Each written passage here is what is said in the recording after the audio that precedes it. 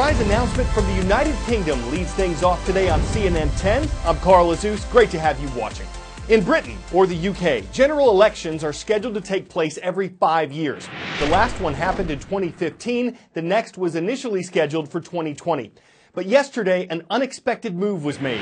British Prime Minister Theresa May said the government would try to hold a snap election, an early election, on June 8th of this year.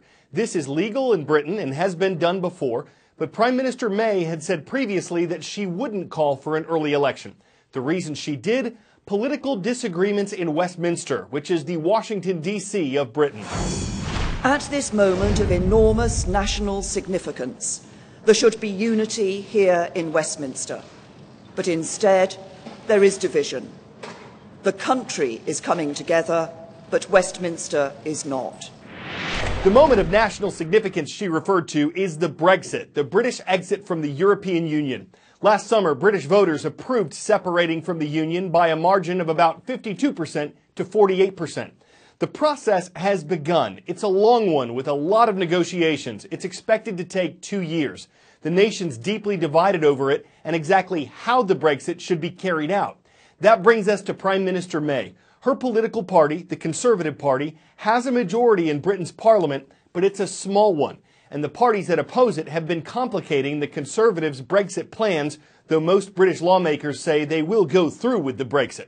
By calling for early elections, what the Prime Minister is hoping is that her party will gain seats to show it has the support of the British people, and that could strengthen its strategy for the Brexit.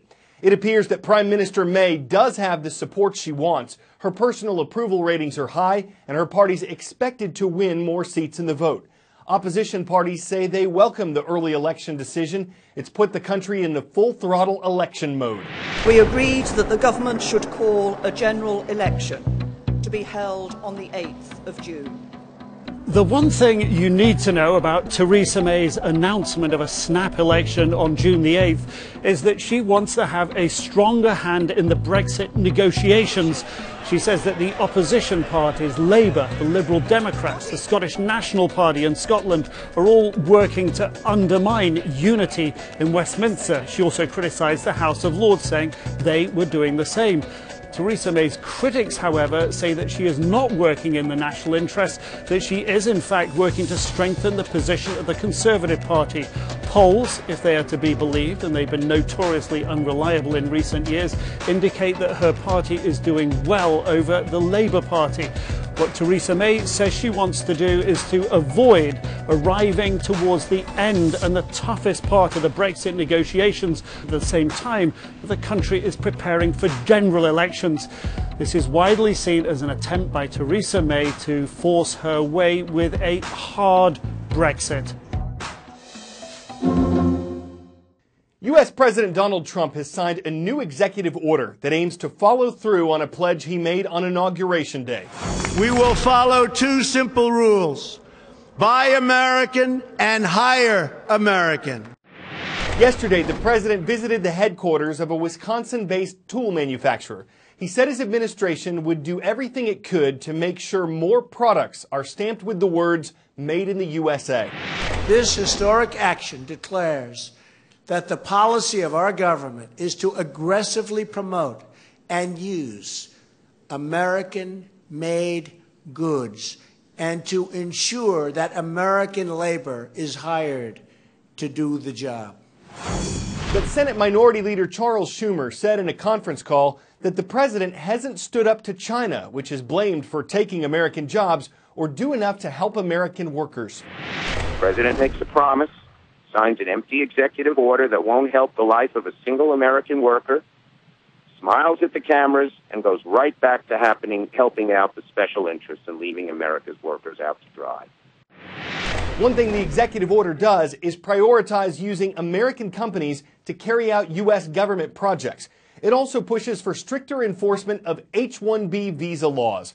That program aims to bring skilled workers from other countries into the U.S. But the Trump administration says it's been abused by some companies to hire workers who will accept less pay than Americans would.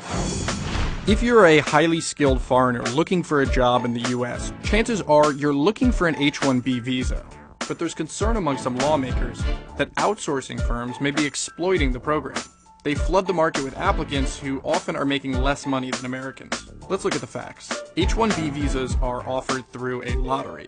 There are 85,000 people awarded the visas each year, and they're good for 3 years. The median salary for an employee on an H-1B visa is $79,000. And if the visa holder was hired through an overseas outsourcing firm, that firm makes money too. For example, in India, the money earned by outsourcing firms makes up almost 10% of the country's GDP.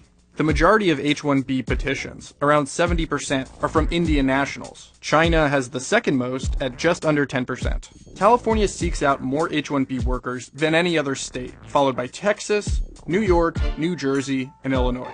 And where are they going? Silicon Valley. 2/3 of H-1Bs granted in 2015 were for tech jobs. And while sections of corporate America claim to rely heavily on H-1Bs, many agree the system needs to be fixed. 10-second trivia.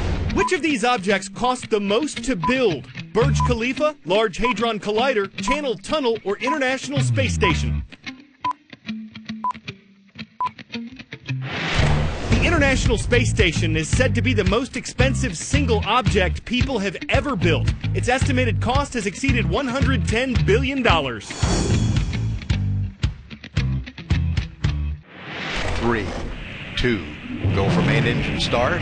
1, 0, and liftoff of the Atlas V rocket with Cygnus and the SS John Glenn, extending the research legacy for living and working in space. The scene yesterday in Cape Canaveral, Florida. It's a cargo delivery for the International Space Station. More than 7,600 pounds of science experiments, hardware, and supplies for the astronauts who are on the ISS. The spacecraft taking it there was built by private space company Orbital ATK under a multi-billion-dollar contract from NASA. It's scheduled to reach the station this Saturday, and it'll eventually be destroyed along with several thousand pounds of garbage when the spacecraft re-enters Earth's atmosphere in July. The U.S. Surgeon General, Dr. Vivek Murthy, has said that the most common health problem in America isn't cancer, obesity, or heart disease, but isolation, being cut off socially from others. Research suggests that this is actually associated with heart disease or actually living a shorter life. Fortunately, there's something simple we can do to fight it off.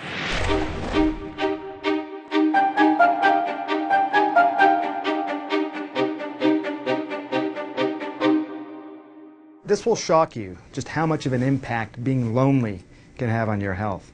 What they have found now in a few different studies is that it's on par with being a smoker. It increases your risk of real diseases like heart disease, like diabetes.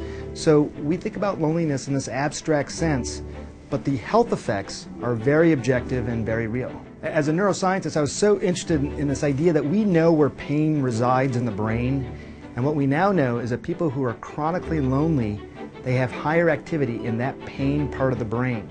So even though it's loneliness, it can register as physical pain. Having friends really does seem to keep people healthy. The simple act of being social, you find people's immune systems actually perform better. Simply saying hello can make the person who gets that greeting live longer. The evidence is pretty clear on this. And we're starting to get more and more evidence that you yourself, by saying hello, it's so empowering that could actually do wonders for your health as well.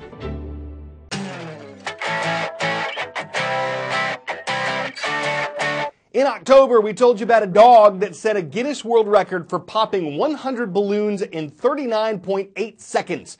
Well, Toby the Whippet put his speed and teeth to the test last month in a doggone fine effort to break that record.